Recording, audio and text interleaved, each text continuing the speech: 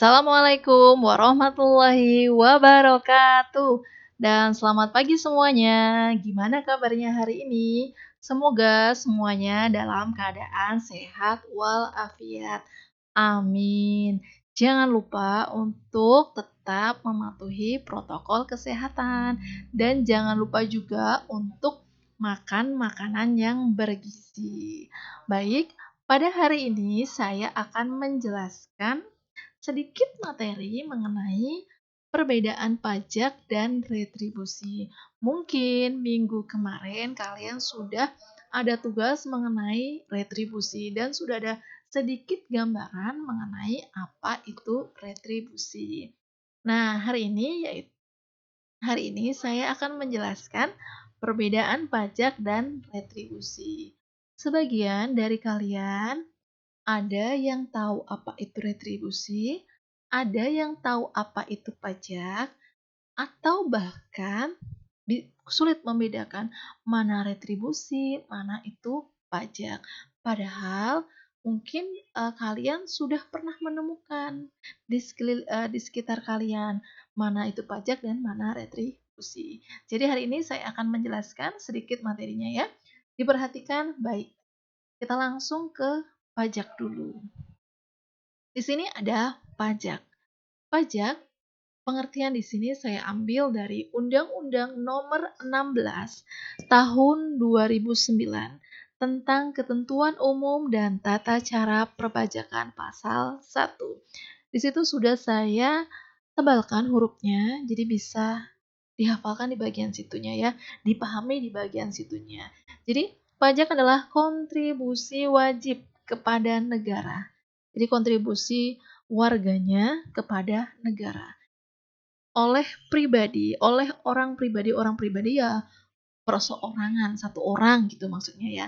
Tapi kalau badan, itu orang pribadi ataupun badan, jadi maksudnya badan di situ adalah perusahaan yang bersifat memaksa. Ingat di sini pajak itu bersifat memaksa, berdasarkan undang-undang dengan tidak mendapatkan imbalan secara langsung dan digunakan untuk keperluan negara bagi sebesar-besarnya kemakmuran rakyat. Situ sudah saya tebalkan ya. Berdasarkan pengertian tadi bisa kita buat karakteristik pajak. Jadi di situ ada 4. Yang pertama, pajak dipungut berdasarkan undang-undang. Jadi pemerintah tidak mungkin mengeluarkan pajak tanpa ada undang-undang. Jadi dibuatlah undang-undang, jadi biar lebih resmi, gitu ya. Kedua, sifat pungutannya dapat dipaksakan. Dan jika tidak membayar, maka akan dikenakan sanksi. Kenapa dipaksakan gitu ya? Karena pajak ini adalah salah satu penyumbang terbesar pendapatan negara kita gitu ya. Jadi kalau warganya tidak bayar, negara nggak akan punya pendapatan seperti itu ya. Jadi harus dipaksakan. Kalau tidak bayar pajak, kena sanksi. Gitu ya. Jadi selain undang-undang, sifatnya memaksa atau dipaksakan. Ketiga, tidak mendapatkan jasa timbal balik. Nanti saya jelaskan di kemudian ya. Keempat, diperuntukkan bagi keperluan pemerintah dalam pembangunan. Misalnya pajak ini nanti digunakan untuk pendidikan, kemudian untuk jalan, seperti itu ya.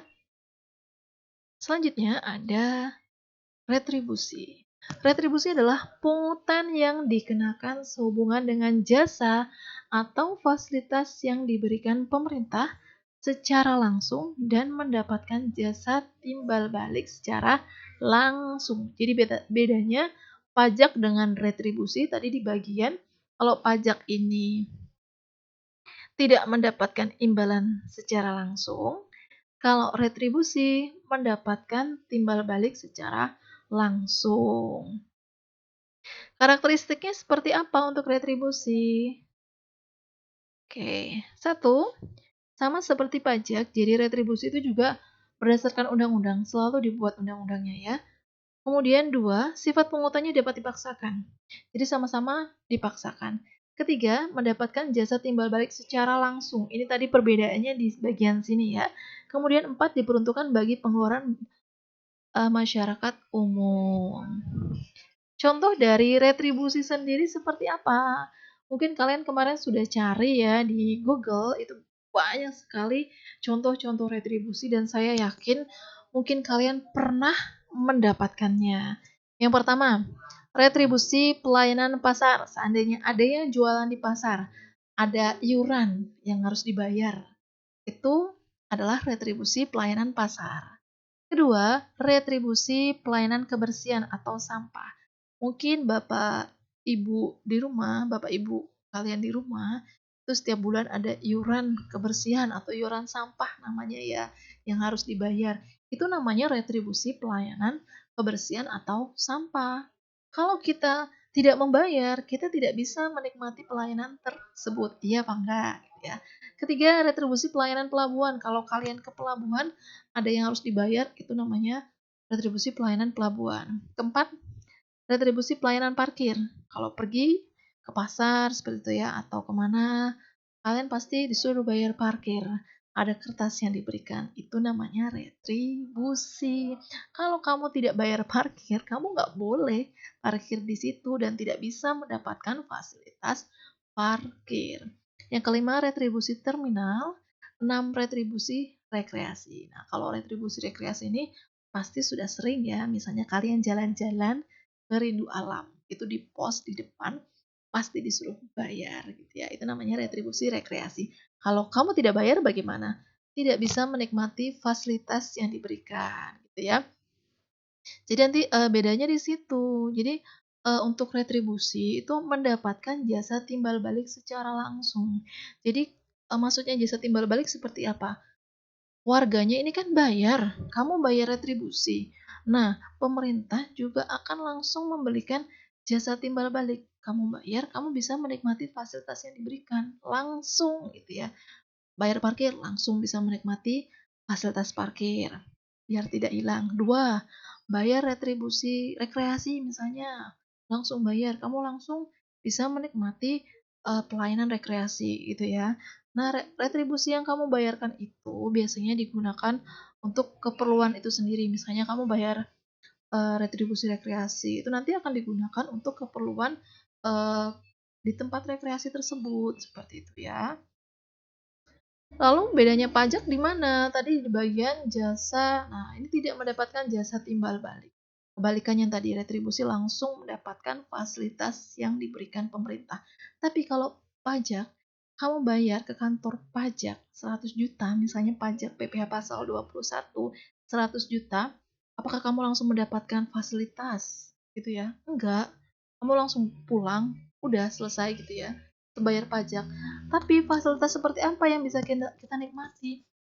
Jalan raya yang diaspal bagus. Itu salah satu fasilitas yang diberikan dari pajak. Itu tidak secara langsung sebenarnya kita nikmati gitu ya. Kita menikmatinya tapi nggak langsung gitu loh maksudnya. Kita nikmatinya tapi tidak langsung. Beda dengan retribusi. Kita bayar, kita dapat fasilitasnya. Kalau pajak, kita bayar, nah, fasilitas yang kita nikmatinya itu mungkin bisa besok atau bisa besoknya lagi, seperti itu ya.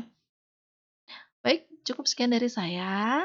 Semoga kalian bisa membedakan antara pajak dan retribusi. Perbedaannya tadi di jasa timbal balik, baik secara langsung ataupun tidak langsung gitu ya. Terima kasih sudah menyaksikan saya dan wassalamualaikum warahmatullahi wabarakatuh.